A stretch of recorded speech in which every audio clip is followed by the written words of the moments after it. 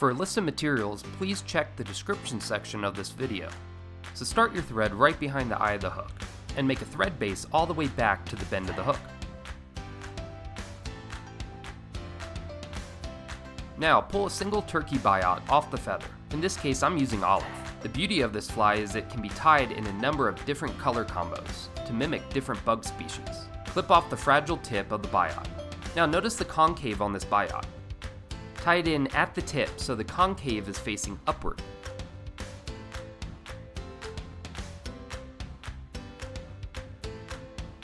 Biots are a little fragile, so a thin layer of head cement on the hook will help protect it. Now capture the end of the biot with hackle tweezers and start making touching wraps up the hook shank. If you notice the properties of this biot, there is a fine layer of hair on one side of the biot and it's smooth on the other. This makes really nice ribbing when wound on the hook. There's also a clear area that we're actually covering up with each wrap right now, but you could use a different color thread base here to change the look of the body. In this case though, we're covering up the clear section with each wrap, but you can make it show with wider wraps. So once you reach about 2/3 of the way up the hook shank, then capture the biot and clip off the waist.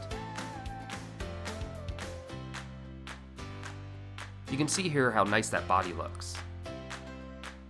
Now we will take some bright colored 2mm foam and trim off a very thin sliver off the end. Then trim a taper on the end of the foam.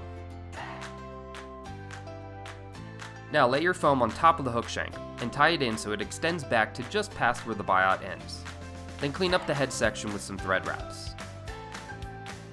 Now pull the foam forward and make a loop with it before tying it down tightly and trimming off the waist close.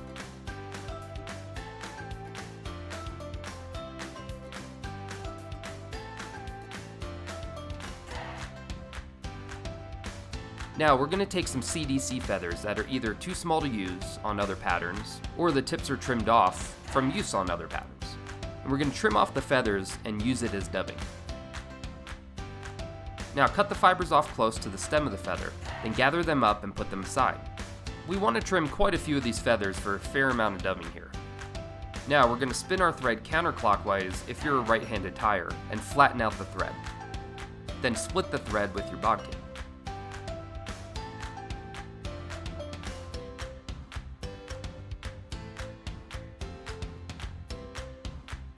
Now stuff the CDC dubbing you just made into the split area, and fill it up. You want more dubbing here than you would think.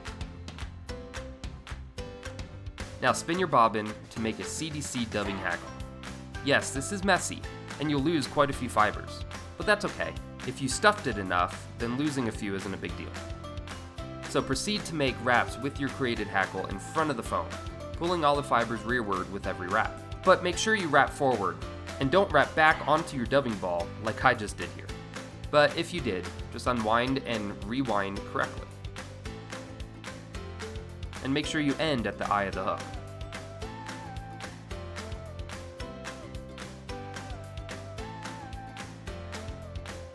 Now paint some head cement onto your thread and whip finish that cement onto your head. And trim off the waist. Now tease your CDC so it is upward. Just keep stroking it up and it will conform to where you want it. Now this is not necessary, but I like to trim the super long fibers on the top. And if you do so at an angle.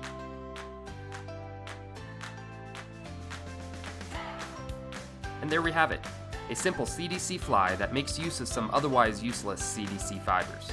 No need to waste these precious and expensive feathers. As you can see, the fly floats pretty well. But because there aren't any stiff CDC feathers, it does have the tendency to get waterlogged, and it will start to hover below the water line. So this makes a really good emerging pattern if tied on the back of a better floating fly, like maybe a hopper-dropper combo. When floating it also sometimes floats sideways like so, which mimics a crippled bug, so it's not necessarily a bad thing. Anyway, thanks for watching. I hope this video helps you save some money on CDC. As always, I have a list of materials in the description section. Also, you can help support this channel by picking up one of my fly boxes. They're great quality and they're magnetic backed. The link is in the description section. Alright, well I will see you on the next video. Now you guys go catch some fish.